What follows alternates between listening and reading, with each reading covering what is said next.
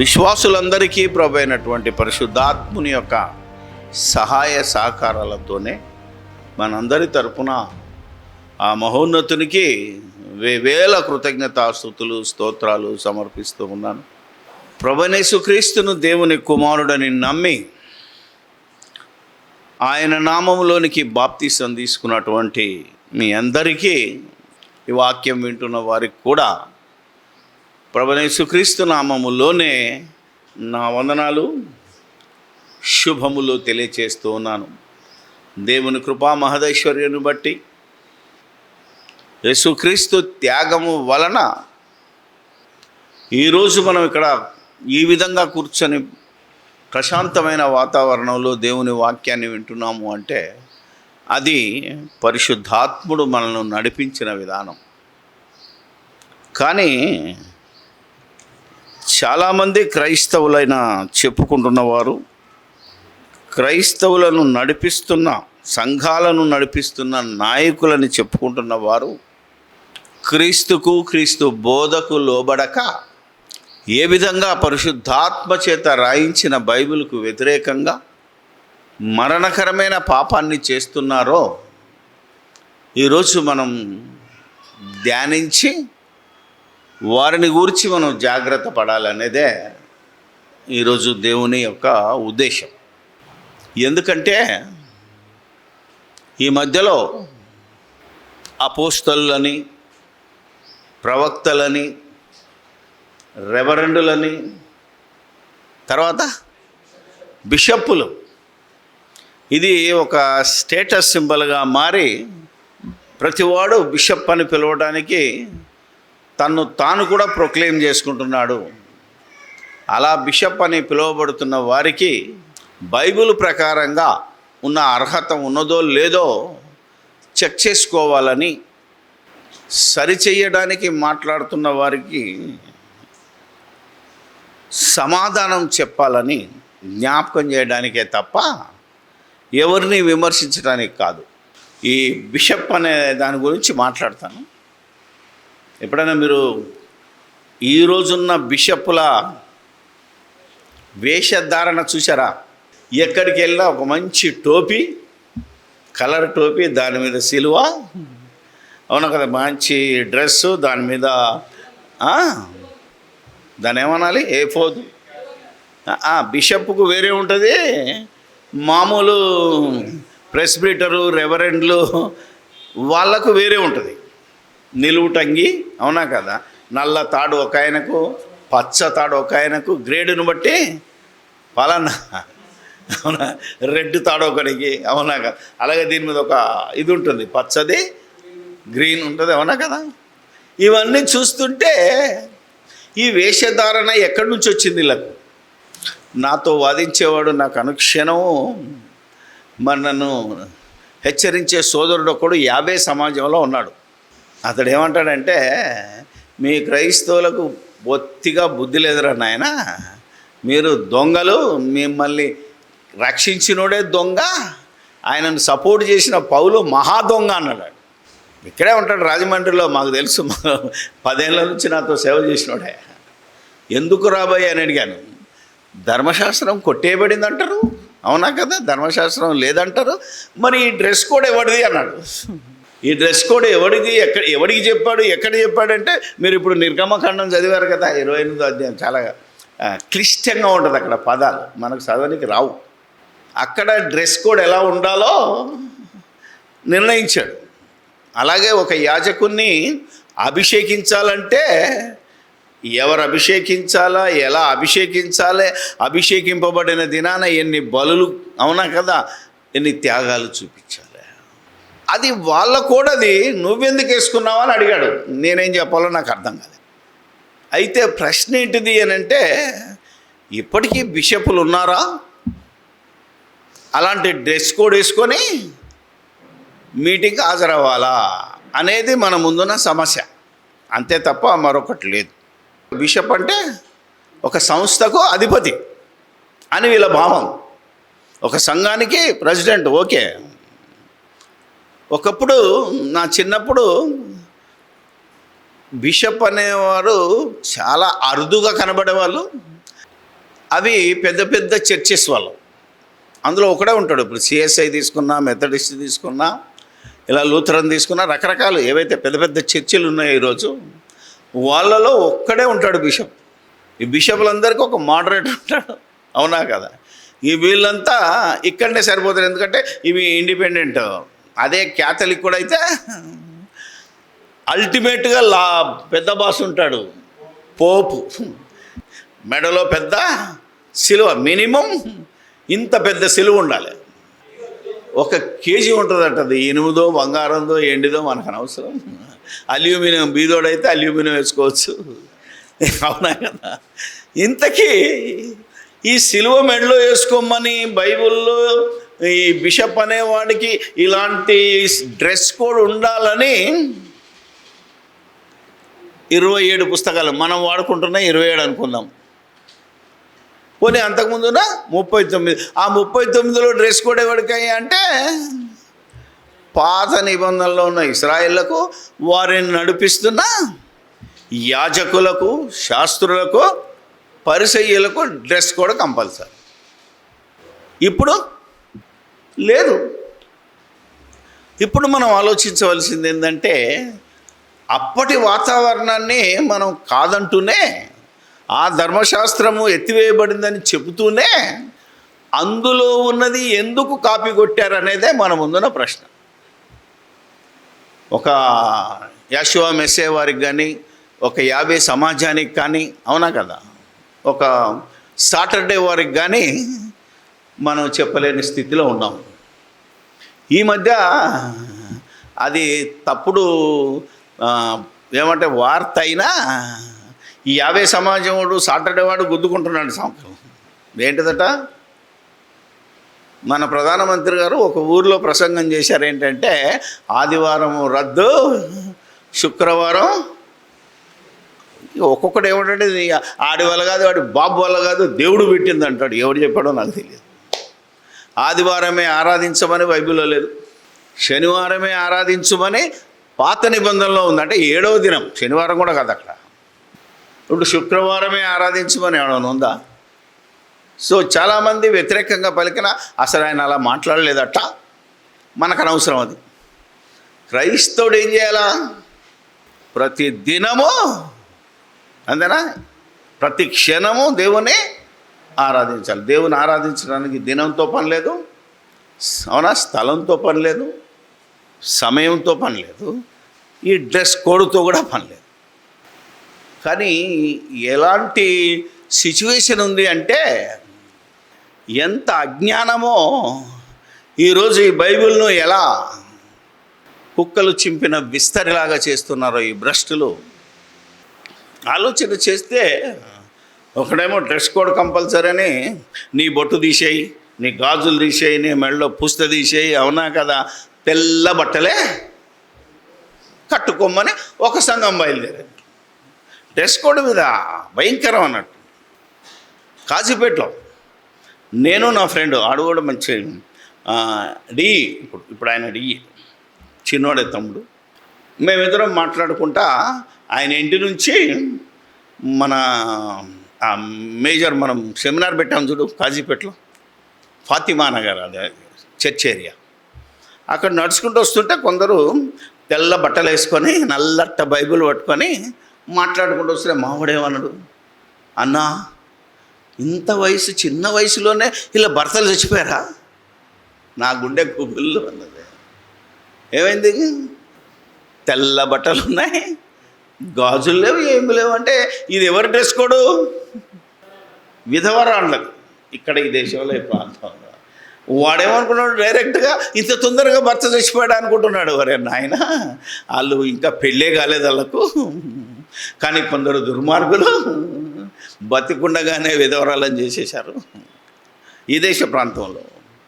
ఇలాంటి వాతావరణంలో క్రీస్తును ప్రకటించాలి, క్రీస్తు గొప్పతనాన్ని ప్రకటించాలి అంటే ఎంత కష్టమో మీరు ఈరోజు ఆలోచించాలి. సత్యం చెప్పక ఈ డ్రెస్ కోడ్ల మీద, లేకపోతే ఏదో ఎవడన్నా పలహారాలు ఇస్తే తినని దాని మీద మొత్తం వ్యతిరేకత వచ్చి ఈరోజు దేశంలో ప్రతి విషయంలో క్రైస్తవుని అని అంటే కాలెత్తి తన్నే పరిస్థితి వచ్చింది. బైబిల్లో లేనివి బోధించుకుంటూ, బైబిల్లో లేని దేవుడు చెప్పని వేషధారణ గురించి స్పీడ్గా మేము సువార్త చెప్తున్నాం అనుకొని భ్రష్టులు బోధ చేస్తున్నాం.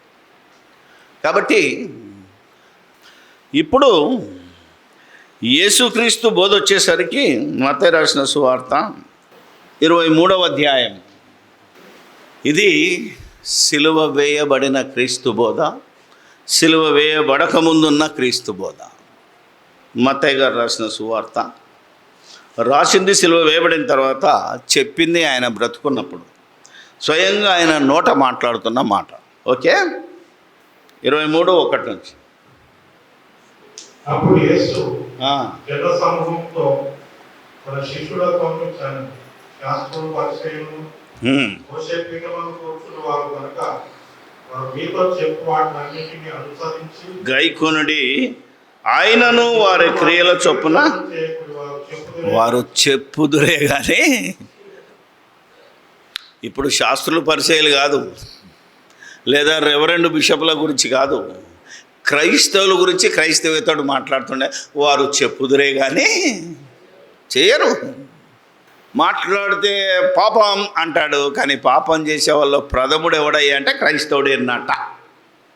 మనల్ని మనం గుడిల మీద చేసుకోవాలి. పోయిన వారం చెప్పాను కదా, పాపము చెయ్యని వాడు ఎవడున్నాడు ఇక్కడ? ఒకవేళ పాపం చేసినోని వెంటనే దేవుడు చంపేయాలంటే ఇక్కడ మనం ఒక్కరం కూడా నిలబడే వాళ్ళం కాదు, నేను కూడా ఇంక్లూడింగ్ మీ. అందుకని వారు చెప్పుదురే కానీ చేయరు. ఇప్పుడు మన గురించి, సంఘాన్ని గురించి, చనిపోయి తిరిగి లేచిన తర్వాత పరిశుద్ధాత్మ ద్వారా రోమాపత్రికలో చెప్తాడేమంటే, మిమ్మును బట్టియే కదా నా నామము అన్యజనుల మధ్య దూషింపబడుతున్నదే. ఒకప్పుడు సంఘం ఎలా ఉండేది? వీళ్ళని చూస్తే నిజంగా పరలోకం చూసినట్టే ఉంది అని బయటలతో సాక్ష్యం. ఇప్పుడు మనవాడే మనకు విరోధి. ఆ సంఘానికి వెళ్తావా? అబ్బో వద్దు, మీరు నరకానికి వెళ్ళిపోతారు, మా సంఘానికి రంగాని ఈడంటాడు. ఇంతకు ఆడేమంటాడు చూసారా? ఆడు దొంగ, మేం రైట్ అంటాడు తప్ప, ఒరే మన ఇద్దరం దొంగలమే, మనకు పాప క్షమాపణ కావాలి, మనకు రక్షణ కావాలి, కనుక మనందరం కలిసి యేసుప్రభు దగ్గరికి వెళ్దాం రారా అని బోధ చేసిన వాడు లేడు.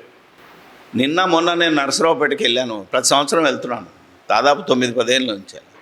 మనం మీటింగ్ స్టార్ట్ అయ్యంగానే పక్కన ఒక పెద్ద చర్చ్ ఉంది, వాడు మైక్ పెడతాడు. అప్పుడు మైక్ పెట్టి పాటలు పాడుతున్నాడు, చిన్న పిల్లలతో పాటలు పెడుతున్నాడు. ఇప్పుడు వాడి మైక్కి మన మీటింగ్ ఎంత దూరం అంటే ఈ అపార్ట్మెంట్కి ఇంతే. 4-5 సార్లు హెచ్చరించాను. మొన్న కోపం వచ్చి నువ్వు పోతావురా అన్నాను, అంతే. ఇక అనక తప్పదు మరి.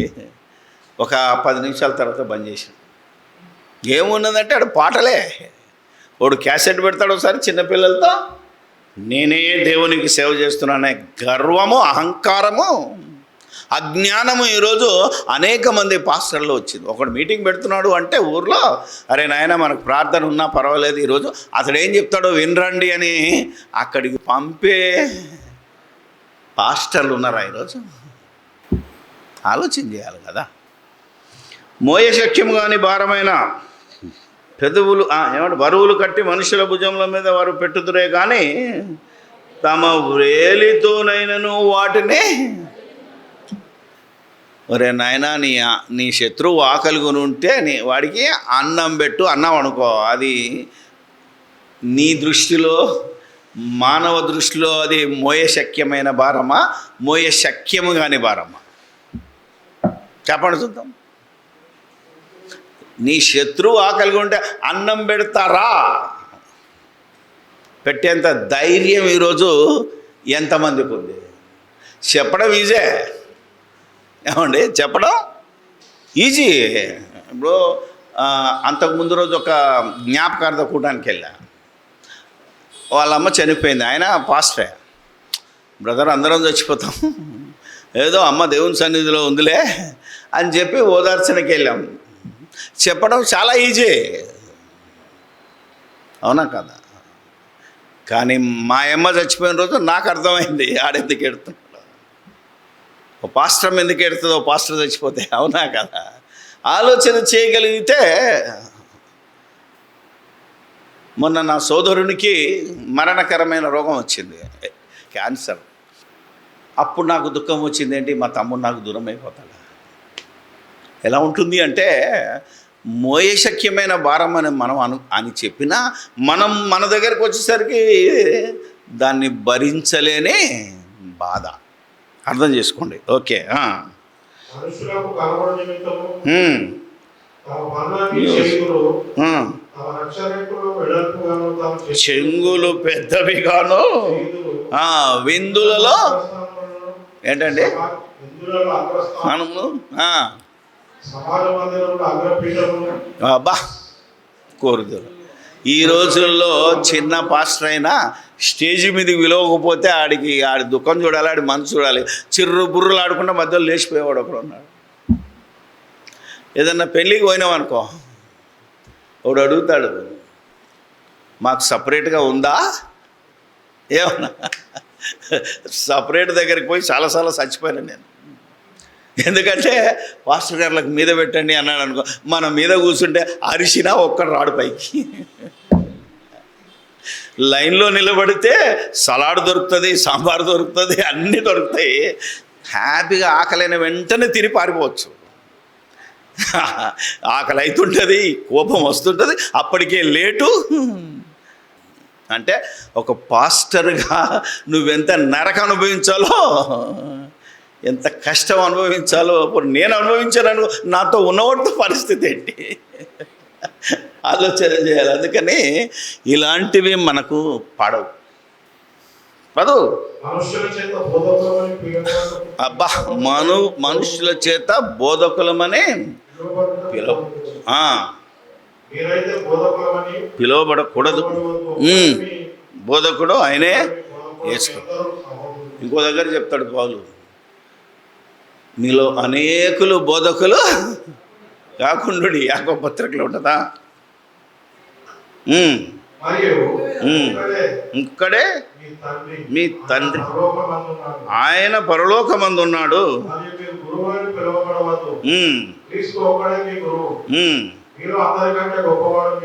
పరిచారకుడై ఉండాలి. అది సంగతి. ఇప్పుడేమైపోయింది మా పరిస్థితి. నిన్న మీటింగ్కి వెళ్ళాను, రాత్రి అయింది. నేను లేచి ఇస్తారాక అక్కడ తీసి చేయి కడుక్కుందామని పోతే, అయ్యగారు మీరు తీస్తారా, మాకు పుణ్యం రాదు. ఎవడు చెప్పాడు వాళ్ళకు?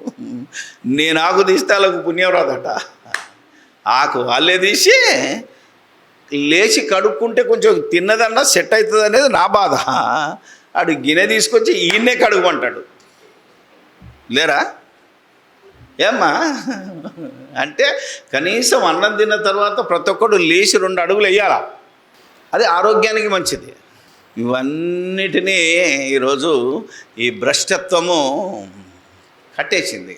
ఎప్పుడంటే నువ్వు రోగివై ఉంటే ఓకే, అవునా కదా. లేవలేని పరిస్థితిలో ఉంటే నీ దగ్గరకు వచ్చగలను. లేవలేని అన్ని పరిస్థితుల్లో ఉండి ఇలాంటి దౌర్భాగ్యపు స్థితి ఎందుకు మనకు? ఎక్కడొకడు ఉన్నది, నేను అది స్కిప్ చేశాను. ఏంటంటే, ఒక దౌర్భాగ్యపు సంస్థ ఉంది ఇక్కడ. ప్రతోడు డాడీ అంటాడు బోధకుని, అవునా కదా. తండ్రి అట. ఎవడరా నీకు తండ్రి? దేవుడు చెప్పాడు, ఎవరిని తండ్రి అనొద్దు, ఎవరిని డాడీ అనొద్దు, ఎవరిని తండ్రి అనాలే? పరలోకమందున్న దేవుణ్ణే తండ్రి అని పిలవాలి. కానీ ఇక్కడ ఒక సంస్థ ఉన్నది, తండ్రి అని పిలవకపోతే, ఆ తండ్రి ఫోటో వేసుకోకపోతే వీడికి బతుకులేదు. అది ప్రాబ్లం ఇక్కడ. ఒకసారి అడిగాను, ఎందుకు రా అని అడిగాను. నా కోపం వచ్చింది. అడిగితే ఆడేమంటాడు, తిమోతిని తీతును నా కుమారుడా అన్నాడు కదా. ఇప్పుడు నేను అన్నది ఏంది, నువ్వు చెప్పింది ఏంది అని అడిగి, ఇలా కొందరికి రెఫరెన్స్కు సమాధానం చెప్పడం అర్థం కాదు. వీళ్ళకి అర్థం కాదు కదా, తెలియదు. తిమోతిని పౌలు ఏమన్నాడు? నా కుమారుడు అన్నాడు. కానీ తిమోతి ఎప్పుడైనా పౌలు నా తండ్రి అన్నాడా? పౌలుని డాడీ అన్నాడా? ఇది అర్థం కావట్లేదు ఈ అజ్ఞానంలో. అది ప్రాబ్లం.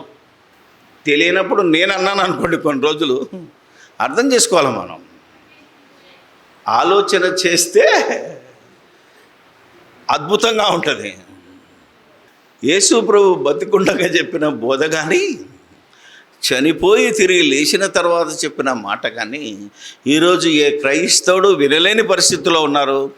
బోధకులు విని సహించలేక కొట్టే పరిస్థితిలో ఉన్నారు. బోధించేవాని, సత్యం చెప్పిన వానికి విరోధంగా ప్రవర్తించడానికి ఎల్లప్పుడూ సిద్ధంగా ఉన్నారు. అంటే ఎంతవరకు మనం క్రీస్తులో ఉన్నాం అనేది మన ముందున్న సమస్య. కాబట్టి ఇక బిషప్ గారి దగ్గరికి వెళ్దాం. తిమోతికి రాసిన పత్రిక తీతులో ఉంటుంది, తిమోతిలో ఉంటుంది. తీతులో 1వ అధ్యాయంలో ఉంటుంది, 1వ అధ్యాయము 5 నుంచి 9 వచనాల్లో ఉంటుంది. కొంచెం తిమోతిలో మంచిగా క్లారిటీ ఇచ్చాడు, అందుకనే తిమోతి చదివించాను, రాయించాను. 3వ అధ్యాయం.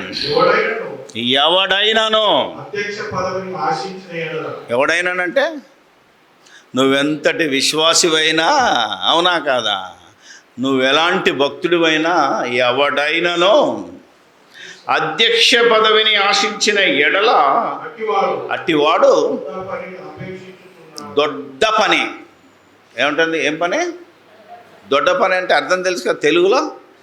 ఈ రాష్ట్రంలో కొన్ని చోట్ల ఉండదు. దొడ్డ పని అంటే పెద్ద పని, గొప్ప పని. అర్థం చేసుకోవాలి.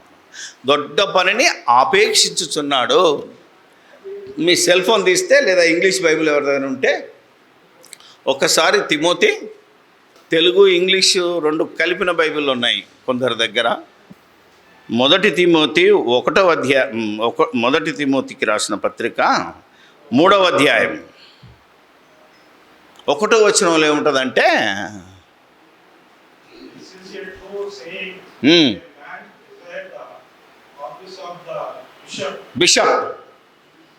బిషప్ అని ఉంటుంది. అధ్యక్ష పదవి అంటే బిషప్ అని పిలిపించుకోవాలి. అందుకే సినాడు, బిషప్పు ఏదో ఉంటాయి కొన్ని దగ్గర. అంటే ఆ మండలం, ఆ ప్రాంతం మొత్తానికి అన్ని చర్చిలకి నువ్వు అధ్యక్షుడు అయితే, మన భాషలో డైరెక్టర్ అయితే, ఆడిది దొడ్డ పని. ప్లస్ అతడు ఏమని పిలిపించబడతాడు బైబిల్ ప్రకారంగా? బిషప్. ఇంగ్లీష్లో బిషప్, తెలుగులో అధ్యక్ష పదవి. ఇప్పుడు మన తెలుగుడు ఏం పేరు పెట్టుకుంటున్నాడు? తెలుగు పేరు పెట్టుకోవట్లేదు. అధ్యక్షుడు అంటే ఎవడు దేకడు కదా, అవునా కదా. పలానా ప్రెసిడెంట్ అంటే కూడా పెద్ద వాల్యూ లేదు. ఏదంటే వాల్యూ అనుకుంటున్నారు వీళ్ళు? బిషప్. నిజంగా బిషప్ అనే పదము, ఆ పోస్ట్ నిజంగా హై, చక్కనిది, అధికారవంతమైనది. దేవుడే ఆ పదవి చేపడితే నువ్వు చాలా దొడ్డ పనిని ఆశిస్తున్నావు అని రాసిచ్చేస్తావు. ఇప్పుడు నువ్వు బిషప్గా, ఇక అధ్యక్షుడు అంటే ఎవడు మాట్లాడతలేదు, ఎవరు పిలిపించుకోవట్లేదు. కాబట్టి ఈ పలుకు మనం పలకడం వదిలేస్తే ఏమని స్టార్ట్ చేయాలి మనం? ఎప్పుడు బిషప్ అందాం, అంతే. ఇప్పుడు బిషప్ ఎలా ఉండాలంటే, అధ్యక్షుడగు వాడు నిందా రహితుడును, ఏకపత్ని పురుషుడును, మితానుభవుడును, స్వస్థ బుద్ధి గలవాడును, ఎవడు? మర్యాదస్తుడును, అతిథి ప్రియుడును. అంటే వచ్చినోనికి ఖర్చు పెట్టాలి, నీ ఎమ్మడున్నోనికి ఆతిథ్యం ఇవ్వాలి. నువ్వు వాడిచ్చింది తింటాని, అవునా కదా, ఉంటుంది. మద్యపానీయులు కొట్టువాడును కాక సాత్వికుడును, జగడమాడేవాడును, ధనాపేక్ష లేనివాడునై సంపూర్ణ మాన్యత కలిగి పిల్లలను స్వాధీనపరచుకోవచ్చు, తన ఇంటి వారిని బాగుగా ఏలువాడునై ఉండవలెను. నేను ఒక 10-15 సంవత్సరాల క్రితం ఒక బిషప్ను చూశాను. ఎప్పుడూ తాగుడే. ఆయన ఎంబడి మొత్తం తిరిగినోడు ఉన్నాడు. మన మధ్యలో అంతా మస్తు తినుడు. మళ్ళీ ఎవడైనా కనబడితే నాని కొట్టడానికి కూడా కర్రలు. ఆ అధ్యక్ష పదవిని, ఆ బిషప్ పదవి రావాలి అంటే మొత్తం కాంగ్రిగేషన్లో ఉన్న వాళ్ళందరికీ డబ్బులు ఇవ్వాలా, తాపియాలి. అప్పుడు ఈ తాగిన పాస్టర్లు ఈయననే అనుకుంటారు, డబ్బు ఇచ్చిన పాస్టర్లు కూడా. ఎందుకన్నాను అంటే అర్థం చేసుకోండి మీరు, ఎందుకంటే పేరు చెప్పకూడదు. ఒక ఆయన గుంటూరులో ఉంటే ల్యాండ్లు అమ్ముతుంటే ఆయననైతే చంపేశారు. ఎందుకంటే దుర్వ్యాపారము అంటే, ఒకవేళ నువ్వు బిషపు అయితే జాగలు అమ్మకూడదు, చర్చి ఆస్తులు అమ్మకూడదు.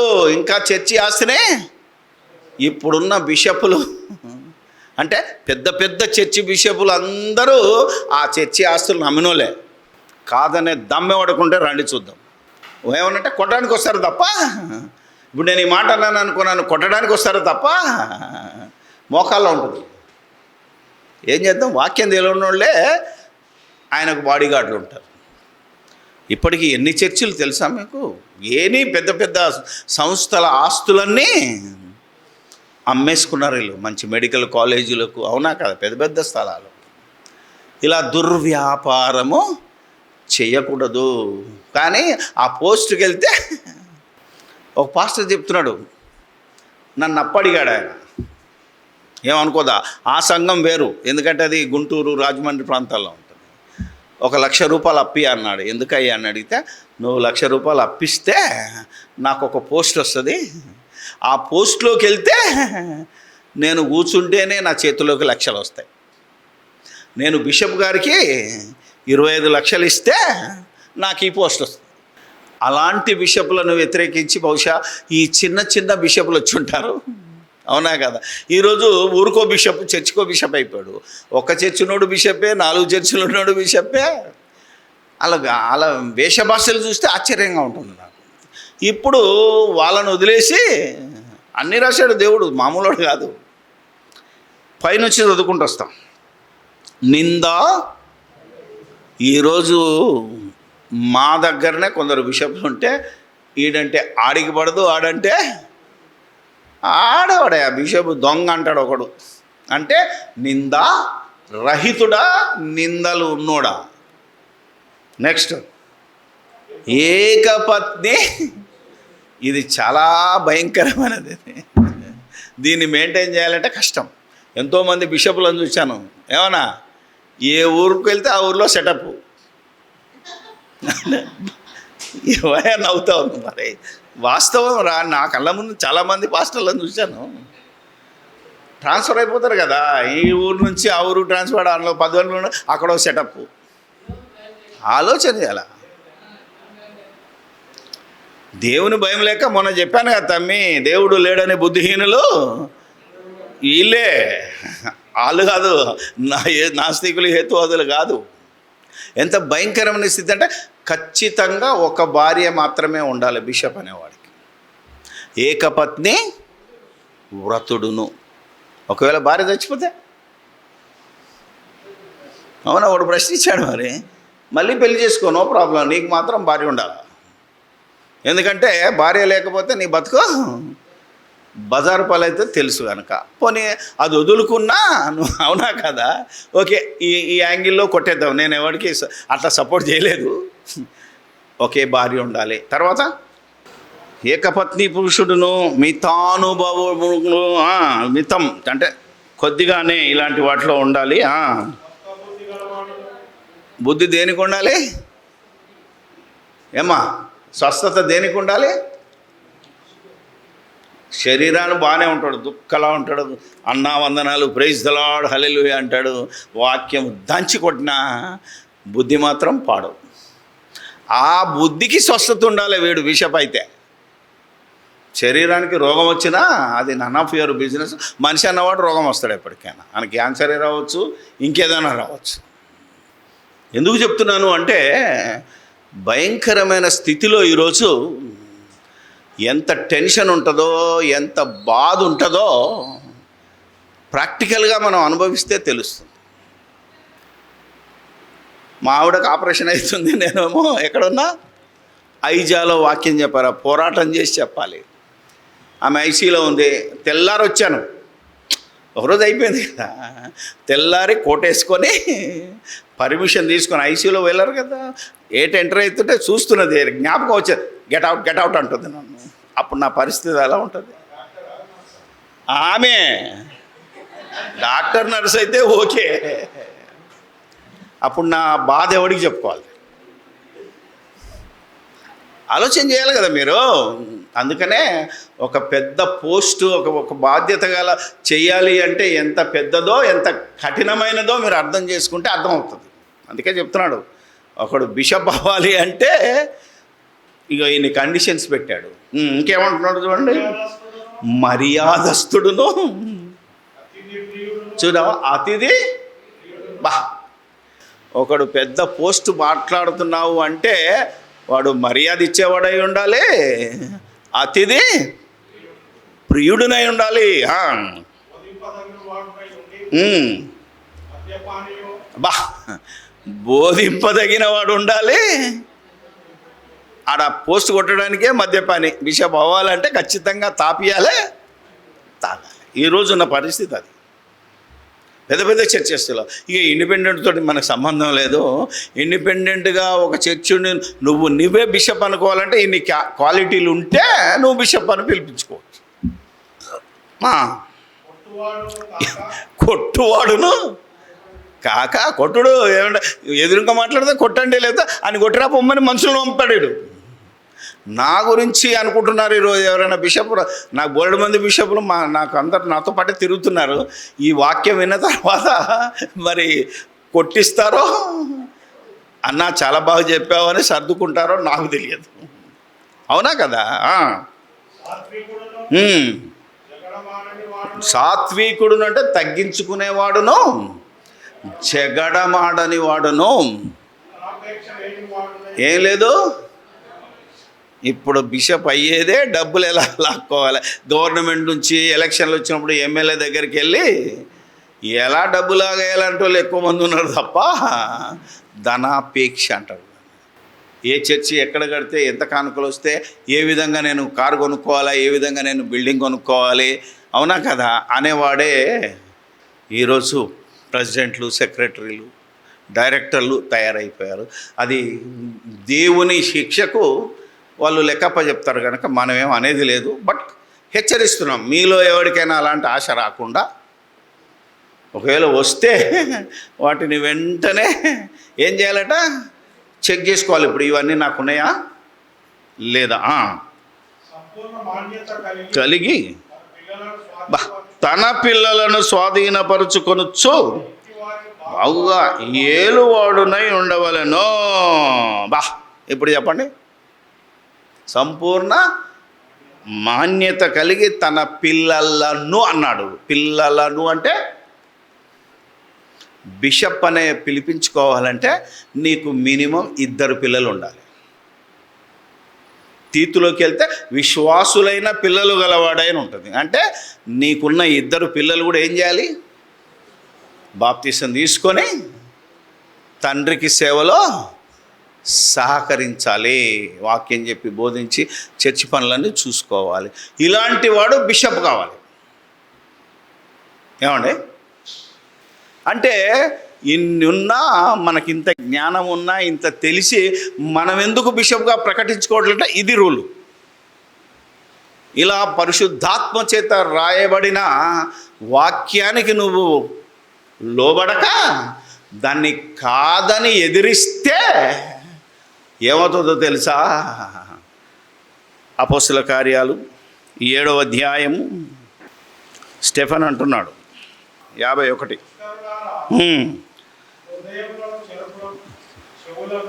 దేవుని వాక్యమునకు లోబరచనులని వారలారా, మీ పితరుల వలె మీరును ఎల్లప్పుడూ పరిశుద్ధాత్మను ఎదిరించుచున్నారు.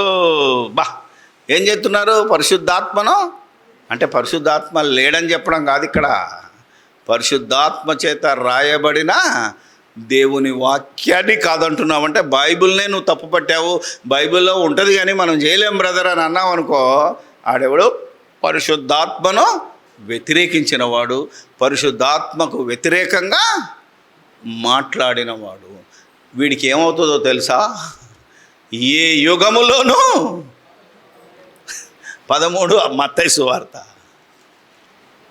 మనుష్య కుమారుడికి మాట్లాడినా పర్వాలేదు కానీ వ్యతిరేకంగా పరిశుద్ధాత్మకు వ్యతిరేకంగా మాట్లాడిన వారికి ఏమవుద్దట? 31 నుంచి. కాబట్టి నేను మీతో చెప్పున్నదేమనగా, మనుషులు చేయు ప్రతి పాపమును క్షమింపబడును గాని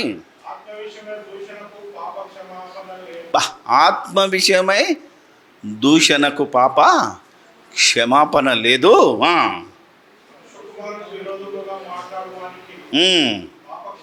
కలదు కానీ మాట్లాడువానికి ఈ యుగమందైనను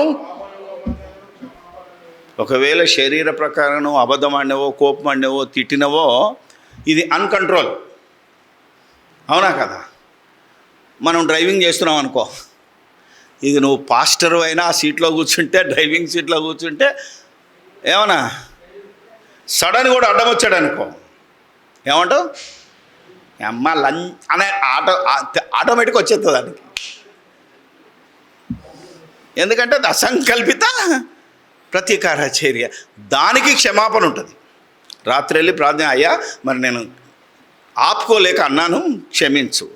దీనికి క్షమాపణ ఉంది. కానీ ఇదిగో వాక్యానికి వ్యతిరేకంగా, వాక్యంలో రాసిన దానికి వ్యతిరేకంగా నువ్వు ప్రవర్తిస్తే కనీసం వాక్యాన్ని నమ్మంటారా? పరిశుద్ధాత్ముడు ఏం చెప్తున్నాడు? ఈయన నా ప్రియకుమారుడు, ఈయన యందు నేను. ఇది పరిశుద్ధాత్మ బోధ. దానికి నువ్వు వ్యతిరేకంగా మాట్లాడి పో, నువ్వెవడు నీకన్నా దా. ఒక పరిశుద్ధాత్మ ద్వారా పౌలు ఏం రాశాడు? యేసు దేవుని కుమారుడైన క్రీస్తునే రుజువు చేశాడు. సో క్రైస్తవ్యంలో పెద్ద పెద్ద పీఠాలలో ఉండి మరి గొప్ప గొప్ప విందులలో మరి పాల్గొంటూ గురువు అనిపించుకొని, తండ్రి అనిపించుకొని, రకరకాలుగా మాట్లాడుకొని మనల్ని మనమే తనను తానే ఎవడైతే హెచ్చించుకొని, నేను బిషప్ను, నా దగ్గర నాకు రెస్పెక్ట్ ఇవ్వాలని వీగినాం అనుకో, అది పరిశుద్ధాత్మకు వ్యతిరేకమైన ప్రవర్తన గనక ఏ యుగములోనూ నీకు పాప క్షమాపణ లేదు. ఇది మరణకరమైన పాపం. కాబట్టి ఎంతమంది మరణకరమైన పాపంలో ఉన్నారో ముందు వాళ్ళు సెట్ చేసుకోవాలి. శరీర సంబంధమైన పాపం ఈజ్ నథింగ్.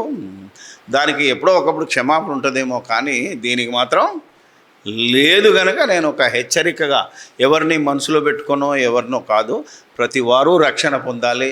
అందరూ నా జత పని వారే, నా తోటి ఈనాడు నాతో పాటు ఎంతమంది అయితే సేవకులుగా ఉన్నారో వాళ్ళందరి మనోనేత్రములు వెలిగించుకొని దేవుని వాక్యానికి లోబడి తాము సరిదిద్దుకోవాలనే ఉద్దేశంతో నేను ఈ సంగతి బయటికి తీశానే తప్ప మరొకటి కాదని దయచేసి అందరూ గుర్తించాలని. మీ ఇష్టం, ఇక కొడతారో తిడతారో నన్ను వెలివేస్తారో అది మీకే వదిలేస్తూ, మనుషులు వదిలేసినా దేవుడు నన్ను వదల. అది ప్రాముఖ్యం. మీకు కూడా చెప్తున్నాను, మీరు మనుషులు మిమ్మల్ని తిట్టినా దేవుడు తిట్టకూడదు. దేవుడు నిన్ను శిక్షకు గురి చేయకూడదు. కనుక దేవుని దయలో ఫస్ట్ మనం ముందుకు సాగాలని దేవుని పక్షాన మీకు తెలియజేస్తూ, అలాంటి వాళ్ళు ఎవరైనా వస్తే కూడా మీరు వాళ్ళతో జాగ్రత్తగా ఉండాలని మనవి చేస్తూ ముగిస్తూ ఉన్నాను. ప్రార్థించుదాం. పరిశుద్ధుడవైన మా తండ్రి, పరలోకమందును దేవా, మోకరించినా మోకరించకపోయినా మనుషులందరిలో అందరుగా ఉన్న కన్న తండ్రి, మీకు స్తోత్రాలు చెల్లిస్తూ, మేము సేవకులుగా, మన నాయన సువార్థికులుగా ఈ భూమి మీద సువార్త చెప్తున్నప్పుడు ఏ బిరుదులతో పిలవాలో, ఎలా నీ వాక్యానికి లోబడాలో, ఎలా ప్రవర్తిస్తే అది మరణకరం కాని పాపము, ఎలా ప్రవర్తిస్తే అది మరణకరమైన పాపము, మమ్మల్ని మేము చెక్ చేసుకోవడానికి ఈ దినం మాకు ఇచ్చిన అవకాశాన్ని బట్టి